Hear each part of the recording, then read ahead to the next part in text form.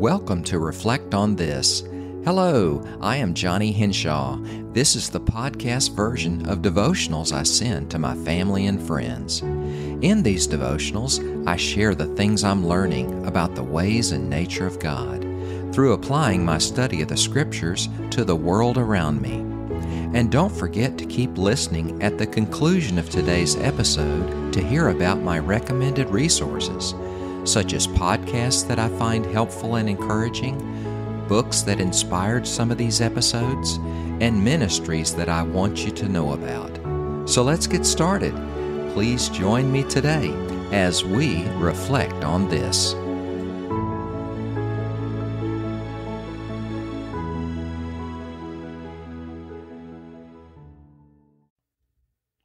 I need to start today with some housekeeping info. Creating this podcast has been quite an adventure for me. In addition to learning the essentials of creating and publishing a podcast, I have also experienced opportunities for growing in some character qualities, including humility. Let me explain. You may have noticed that the original versions of episodes 23 and 24 had a low audio quality. I had a friend graciously mention this to me recently. I went back and discovered that my recording software had switched input mics so that I was not using my podcast mic. I have now re-recorded and posted those 2 episodes.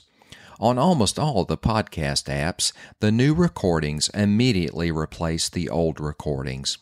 But for the Apple Podcast app, you will need to do the following for episodes 23 and 24. Click on the episode to display the description of the episode. In the upper right corner, click on the ellipses, the 3 dots, and look at the top entry in the pop-up menu. If it says Download Episode, no further action is needed. When you listen to that episode, it will pull the new version from the Apple server. But if it says Remove Download, then you should click on that option. It will remove the old version of the episode from your phone, and if you now listen to that episode, it will pull the new version from the Apple server. A dose of humble pie indeed. Well, on to today's episode. I found a fascinating article recently in the Wall Street Journal. Here is an excerpt. A prison in southern Brazil has come up with a novel way to bolster security, replacing guard dogs with geese. A squadron of 9 silky feathered birds, the geese agents as guards call them, now patrol the grassy strip of land between the inner fence and the outer wall at the high-security prison here in São Pedro de Alcântara, a small town some 400 miles north of the border with Uruguay.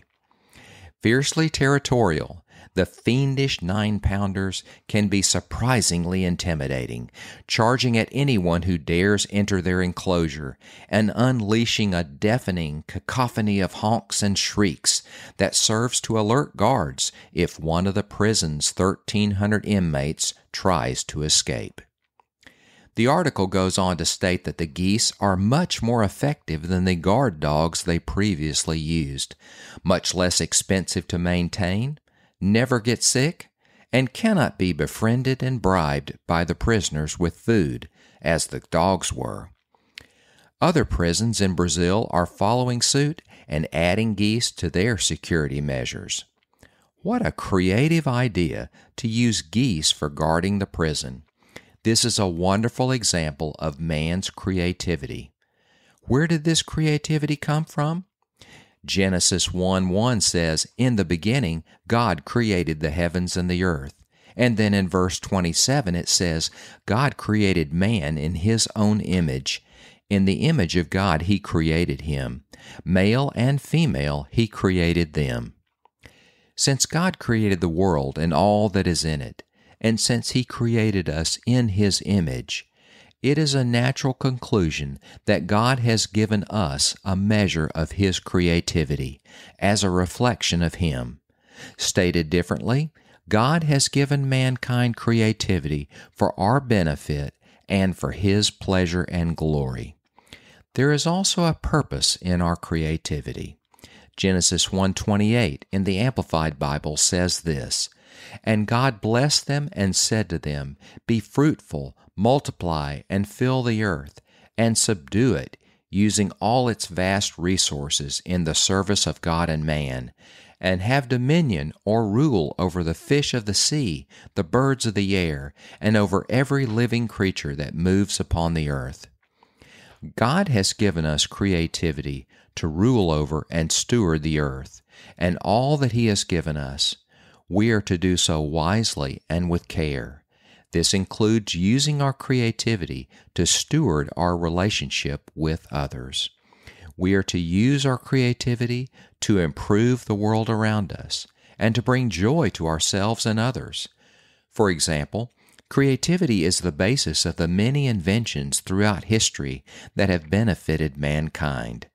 The creativity of the arts and music brings joy to both the creators and to the observers and listeners. In all of this, God is glorified. 1 Corinthians 10:31 in the Amplified Bible says this, "So then, whether you eat or drink or whatever you may do, including being creative, do all for the glory and honor of God."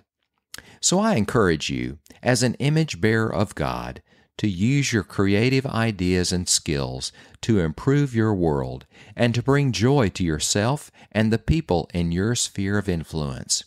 Your creativity is a testimony to the world of God's creativity and a reflection of the image of God within you.